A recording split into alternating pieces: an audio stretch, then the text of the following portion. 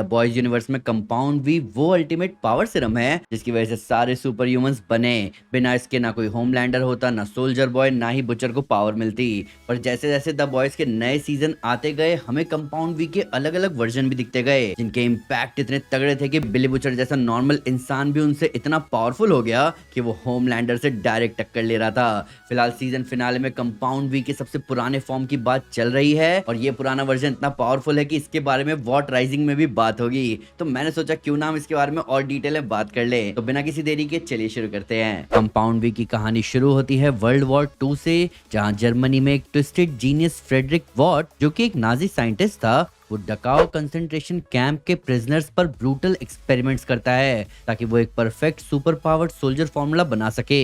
कई सारे अटेम्प्ट्स के बाद वो एक सक्सेसफुल डोज बना लेता है, जहां वो अपनी वाइफ क्लारा को पहला सक्सेसफुल डोज देता है, जिसके बाद क्लारा को मिलती है एक्स्ट्रा ऑर्डिनरी पावर्स और वो लेती है सुपर हीरो नाम लिबर्टी। इस पहले सक्सेसफुल डोज का नाम पड़ा V1। ये जितना अपने सब्जेक्ट को पावरफुल बनाता था, ये उतना ही अनस्टेबल भी था। इसकी ट्रांसफॉर्मेशन को सिर्फ 5 लोग ही सरवाइव कर पाए और जिन 5 लोगों ने इसे सरवाइव किया वो सॉर्ट ऑफ इमॉर्टल हो गए, जिसका प्राइम एग्जांपल है सोल्जर बॉय। अभी द बॉयज के फाइनल सीजन के एपिसोड 2 में सूप किलिंग वायरस के कांटेक्ट में आने के बाद भी सोल्जर बॉय बच गया और इसीलिए अब होमलैंडर को भी V1 चाहिए।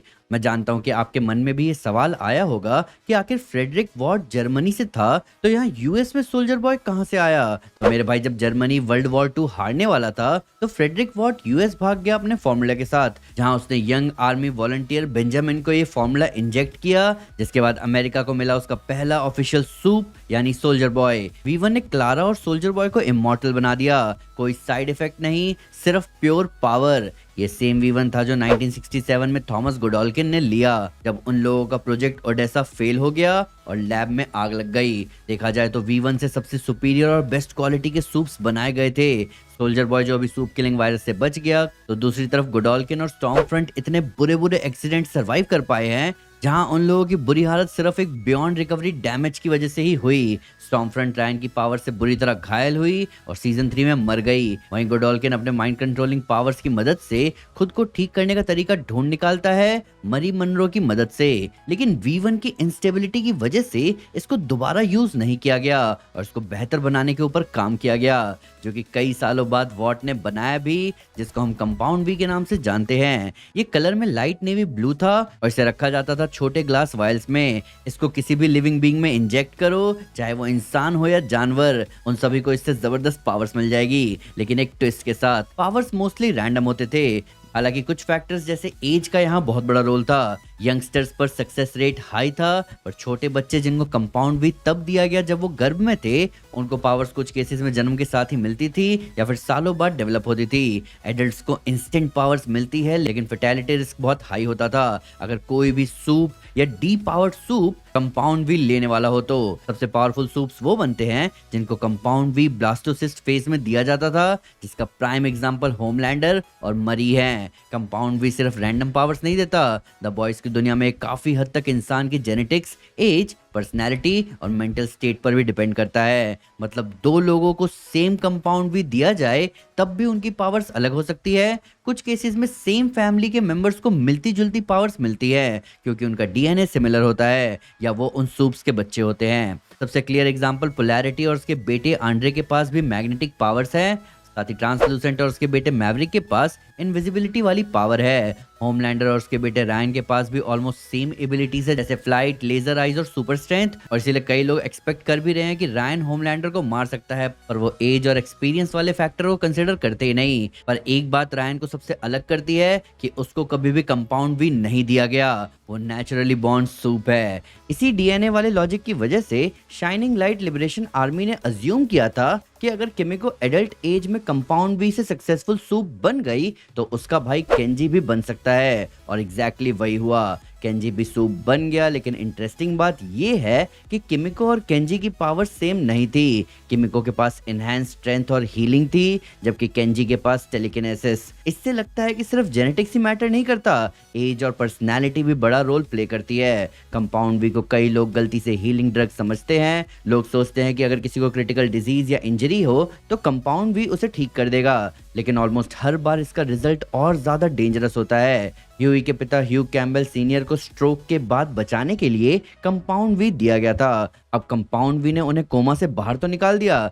लेकिन उनके ब्रेन डैमेज को ठीक नहीं किया। उल्टा उनका दिमाग और अनस्टेबल हो गया और उन्होंने अपनी नई पावर्स के साथ बहुत डिस्ट्रक्शन मचाया। कुछ एग्जांपल्स तो ये भी दिखाते हैं कि कंपाउंड वी इंसान के अंदर के इमोशन और माइंडसेट को रिफ्लेक्ट करता है। जैसे कि ह्यू कैम्बेल सीनियर को जब कंपाउंड वी दिया गया तब उनके अंदर एक ऐसी पावर आई जिसे वो इंटेंजिबल हो सकते थे, मतलब चीजों के अंदर से निकल सकते थे। ये शायद उनके इमोशनल स्टेट से कनेक्टेड था। उनकी वाइफ उन्हें छोड़ चुकी थी और ह्यूई भी अपनी लाइफ में बिजी था। ह्यू सीनियर खुद को इग्नोर्ड और डिस्कनेक्टेड फील करते थे, इसीलिए उनकी पावर्स भी वैसे ही बनी जैसे वो दुनिया के लिए इनविजिबल हो। बिली बुचर का केस और भी इंटरेस्टिंग है। बुचर और होमलैंडर एक दूसरे के बिल्कुल अपोजिट हैं, लेकिन दोनों की ऑब्सेशन और एक्सट्रीम थिंकिंग काफी सिमिलर है। शायद इसी वजह से जब बुचर ने टेम्प भी लिया तो उसको भी होमलैंडर जैसी पावर्स मिली। उसके पास लेजर विजन और सुपर स्ट्रेंथ आ गई, लेकिन बाद में जब उसने एक्चुअल कंपाउंड भी लिया तो बुचर की बीमारी की वजह से उसको पावर्स डायरेक्टली नहीं मिली। कंपाउंड वी ने रिएक्ट किया उसके बॉडी के अंदर के कैंसर से। तो अगर किसी इंसान की बॉडी के अंदर कोई और ऑर्गेनिज्म है जैसे ट्यूमर या पैरासाइट, तो कंपाउंड वी उस ऑर्गेनिज्म को पावर्स दे देता है।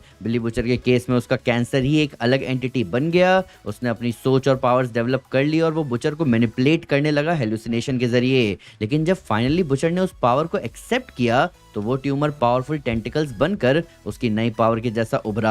इसी तरह डायबॉलिकल में सन ही के ट्यूमर ने भी खुद की पावर और पर्सनालिटी डेवलप कर ली थी और फिर वो वायलेंट हो गया। मतलब कंपाउंड वी को मेडिसिन की तरह यूज करना ऑलमोस्ट बैकफायर करेगा। सूप्स के लिए भी कंपाउंड वी सेफ नहीं है। ए ट्रेन और उसकी सेटिंग पॉपक्लॉ जैसे सूप्स रिक्रिएशनली वी यूज करते थे ताकि उनकी पावर्स कुछ देर के लिए और स्ट्रांग हो जाए। इससे उन्हें एक ड्रग जैसा हाई मिलता था, लेकिन लॉन्ग टर्म में वी उनके बॉडी को डिस्ट्रॉय करने लगा। ए ट्रेन को इसकी वजह से हार्ट प्रॉब्लम्स, वीक बोन्स और बॉडी डैमेज हुआ। अब बात करते हैं टेम्पी की, जिसको आप V24 के नाम से जानते हो, जो कि एक एमरल्ड ग्रीन कलर का सिरम है। इसकी वजह से नॉर्मल इंसान 24 घंटे के लिए सूप बन सकता है। ओरिजिनल वी से अलग ये स्टैंडर्डाइज पावर देता है, बिल्कुल पर्सनैलिटी ट्रेट से मैच करके। साथ ही ये देता है सुपर स्ट्रेंथ और ड्यूरेबिलिटी भी, जिस वजह से भले ही अपने ह्यूई को शॉर्ट टेलीपोर्टेशन वाली पावर्स मिली थी, पर उसके पास इतना स्ट्रेंथ था कि वो होमलैंडर को पीछे धकेल सके जब होमलैंडर बिली को पिन कर रहा था वॉल पर।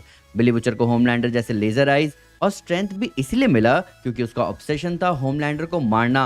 अब जिस तरह V24 ये पावर्स देता है, इसको आप V1 की बराबरी का मान सकते हो क्योंकि दोनों ही अनस्टेबल है। पर टेम्पी का सबसे बड़ा ड्रॉबैक ये है कि इसके 4-5 डोज लेने के बाद इंसान का ब्रेन डैमेज होने लगता है। इसके साइड इफेक्ट्स में माइग्रेन्स, मसल स्पैज्म, नोजिया, अजीब सा म्यूकस निकलना और वॉमिटिंग है। अब क्योंकि ये टेस्टिंग फेज में था तो ये सब लाजमी था, लेकिन सबसे बड़ी बात जो हमें पता चली वो ये है कि 6th डोज लेने के बाद इंसान के दिमाग में ट्यूमर बनने लगते हैं, जो कि बुचर के केस में हुआ। जिसके बाद उसके पास बचे थे सिर्फ 18 महीने, पर थैंक्स टू कंपाउंड भी बिली बुचर और उसके ट्यूमर को नई पावर्स मिली। वॉट इसको आर्मी के लिए बना रहा था, पर इसके साइड इफेक्ट्स की वजह से कमर्शियली यूज में नहीं आया, पर हमारी बॉयज की टीम ने इसको अच्छे से यूज किया। तो अगर हम अपनी बात को कंक्लूड करें तो V1 वो OG गॉड टियर सिरम है जिस पर सूप किलिंग वायरस भी काम नहीं करता। वही कंपाउंड भी एक रैंडम लॉटरी है जो कि आपको कोई भी पावर दे सकती है, जिससे आप दुनिया को बचा सकते हो या फिर कभी घर में बैठना पड़ सकता है। वही टेम्पी से सिर्फ 24 घंटे की सुपर पावर मिलती है। तो टेक्निकली इन सारे सिरम ने ही द बॉयज को डिफाइन किया है और एक्सपोज किया है वॉट के कॉर्पोरेट ईवल और हीरोज की फेक हीरोइज्म को।